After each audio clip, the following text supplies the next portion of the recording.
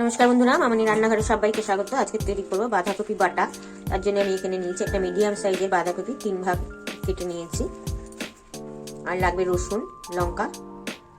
সামান্য উপকরণে তৈরি হয়ে যাবে আর খুব সহজ, খেতে ভীষণ টেস্টি। তেলের পরিমাণটা একটু বেশিই লাগবে।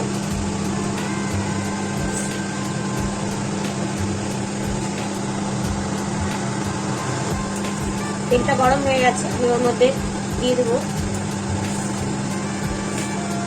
কালো জিরে, দিয়ে দিলাম 1 চামচ মতো, আর দিয়ে দিলাম 2 শুকনো লঙ্কা।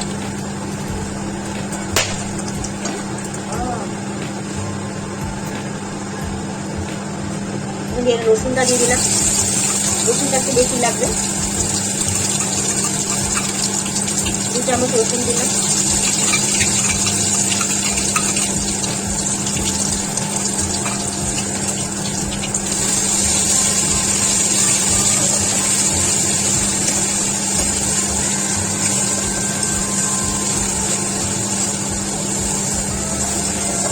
কাঁচা গন্ধটা ছেড়ে গেলে বাঁধাকপিটা দেবো।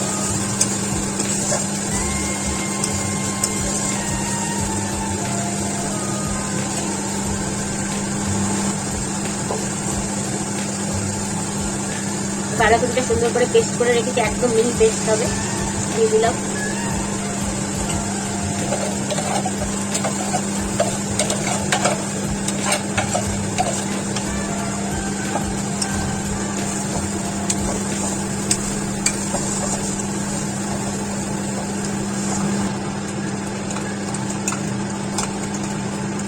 এর মধ্যে দিয়ে দেবো লঙ্কা বাটা, ঝালটা যে যেমন খাবে সেরকম দেবে।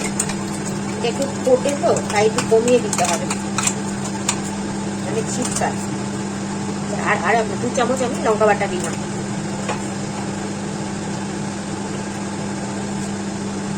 পরিমাণ মতো লবণ দিয়ে দিলাম, 2 চামচ লবণ দিলাম।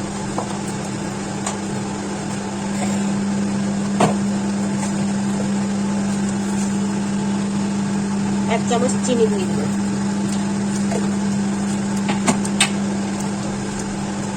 ভালো করে নাড়তে হবে।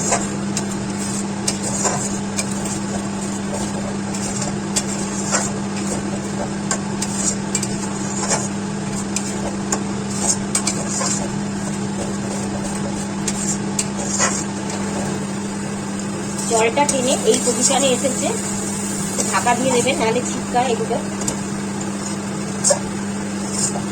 যতক্ষণ তেলটা না ছাড়বে ততক্ষণ নাড়িয়ে দিতে হবে। তখন জলটা না টানা অবধি আঁচটা ফুলে রেখে দেবে।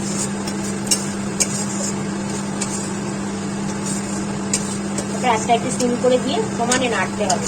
নাড়তে নাড়তে তারপর তেলটা বেরিয়ে আসবে। এতে দুর্দান্ত টেস্টটা। আর এটাতে হলুদ দেবেন না, হলুদ দিলে রংটা অন্যরকম হয়ে যাবে।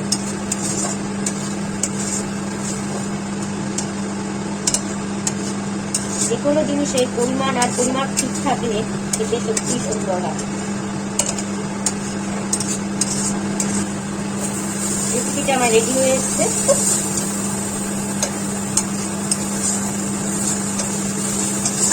হালকা হালকা তেল এতে কড়াইয়ের গায়ে লেগে রয়েছে।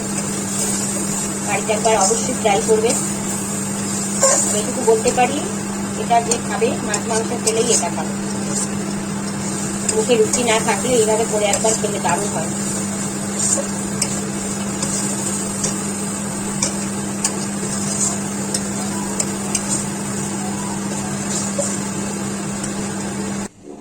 আমি অন্য একটা পাত্রে সার্ভ করে নিয়েছি, গরম গরম ভাতের সাথে পরিবেশন করব।